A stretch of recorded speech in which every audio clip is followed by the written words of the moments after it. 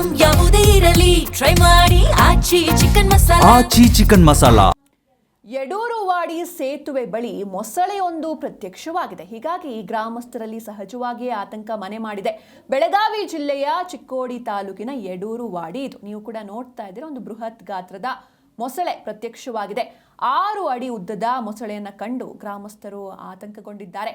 ಮೊಸಳೆ ಪ್ರವಾಹದ ನೀರಲ್ಲಿ ಬಂದಿರುವಂತಹ ಶಂಕೆ ಕೂಡ ವ್ಯಕ್ತವಾಗ್ತಾ ಇದೆ. ಹೀಗಾಗಿ ತಕ್ಷಣವೇ ಆ ಮೊಸಳೆಯನ್ನ ಬೇರೆ ಕಡೆಗೆ ಶಿಫ್ಟ್ ಮಾಡಬೇಕು ಅಂತ ಸ್ಥಳೀಯರು ಒತ್ತಾಯವನ್ನ ಮಾಡ್ತಾ ಇದ್ದಾರೆ. ಸುಮಾರು ಒಂದು 5 ರಿಂದ 6 ಅಡಿ ಉದ್ದ ಇರಬಹುದು.